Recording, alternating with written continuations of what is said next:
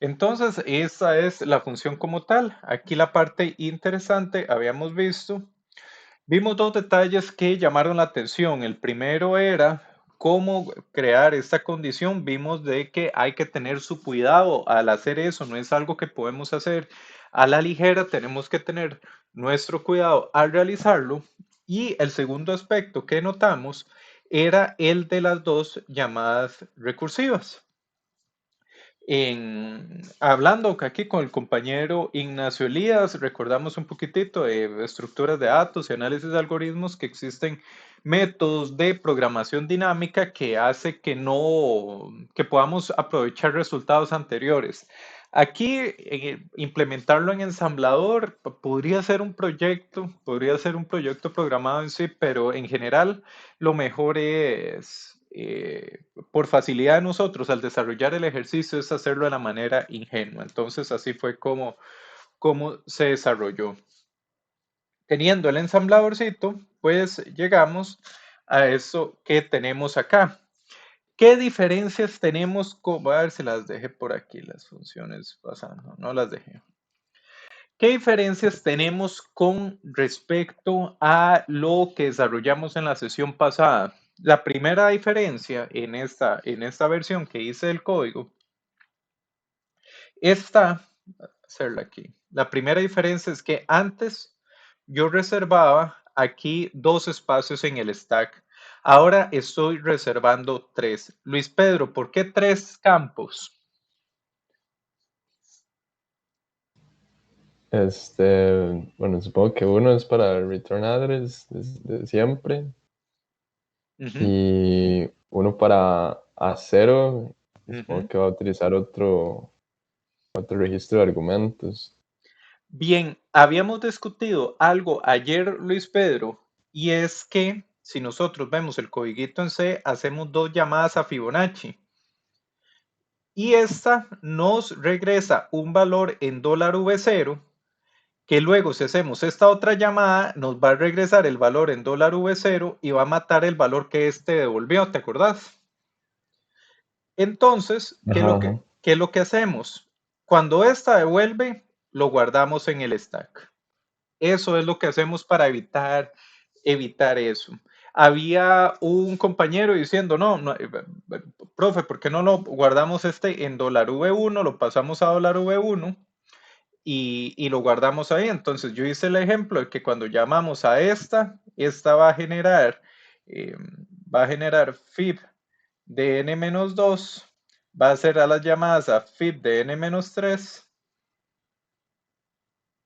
y fib de n-4.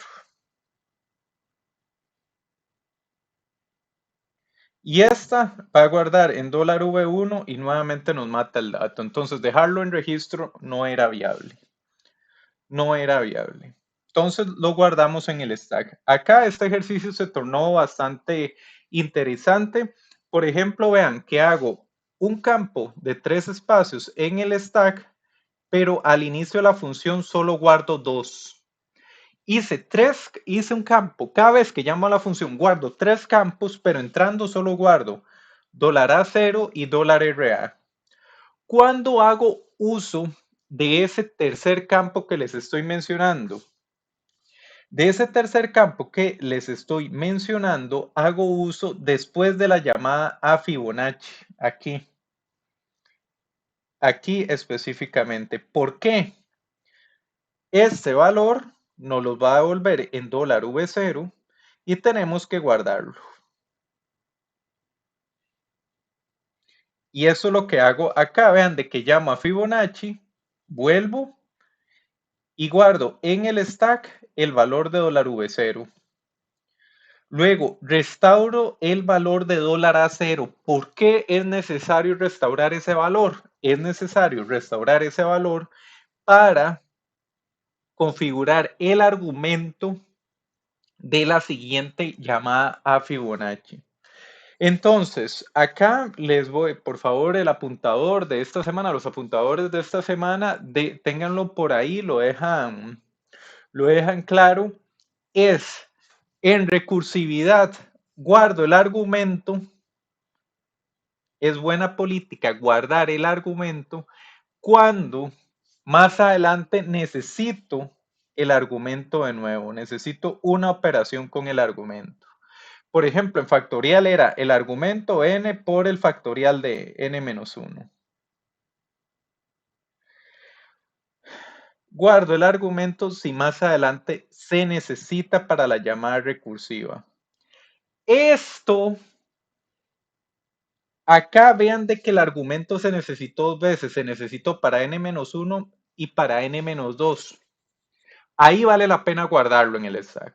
Sin embargo, si la llamada recursiva hubiera sido una función recursiva que solo utiliza el argumento como tal y le resta 1 y en ningún otro lado del código se utiliza el argumento para otra cosa, a través de la práctica se van a dar cuenta que no es necesario guardarlo. Sería guardar algo que uno no necesita. Entonces, en cuanto a las modificaciones del código que hicimos ayer, acá tenemos varias diferencias. La primera diferencia es guardo en el stack, reservo 3 campos en el stack. La segunda diferencia es que después de la primera llamada recursiva, guardo el valor retornado en el stack. Ayer, en este punto de acá, yo hacía campo al stack, guardaba ahí el valor retornado. Después, en este punto, yo subía al stack un campo y recuperaba el valor retornado. Eso lo hacía muy desordenado. Vean que aquí va un 12. El stack solo le hago campo una vez y cuando lo libero todo el campo que reservé. Ya no es que en ciertas partecitas le hago un campito, no hace falta. Y en general la estructura se mantiene como el código que desarrollamos en la sesión de ayer. Es básicamente la misma. Lo que sí es que va a ser valioso correrlo. Queremos ver este código correr, ver cómo se desempeña. Y eso es lo que vamos a hacer a continuación.